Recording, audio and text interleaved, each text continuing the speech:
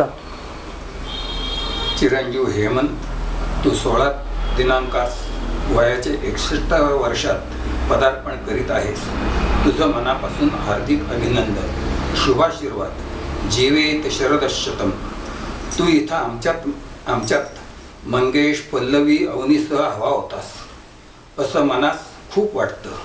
तसा इथं असतास तर तू जसे आम्हा सर्वांचे वाढदिवस पुढवून हौसेमौजेनं, हार तुरे मिठाईनं थाटामाटात करतोस, तशीच तुझी पण 61 आम्ही साजरी केली असती.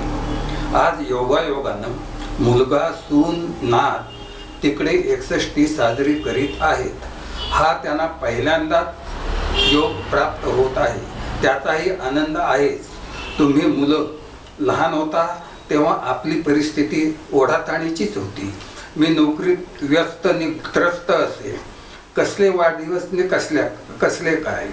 आई बुद्धीने साधी, सामान्य नि व्यवहारात घरापुरतीच खरी, पण तरीसुद्धा कधी गुळाचा सांजा खीर करून प्रत्येक मुलाचा वाढदिवस साजरा करायची, हसत ओवाळायची. तो गरिबीतला, साधेपणातला आनंद काही निराळाच असे. मी नोकरीमुळं वैतागलेला असे. आई रेशनचे गहू भरून तुम्हास गुळाचा सांजा करून द्यायची. माझा तापटपणा वा गरिबीची झळ तुम्हास लागू देत नसे, तोही आनंद होता. तसं मी तुम्हास थोडं शिक्षण दिलं, घर झाडमाडं दिली.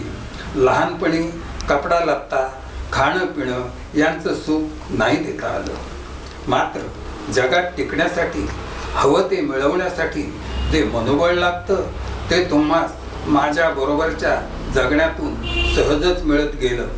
त्या बळावर तुम्ही यशस्वी, समृद्ध जीवन जगून शतायुषी व्हावं, हेच माझे शुभाशीर्वाद. त्यातच मला समाधान.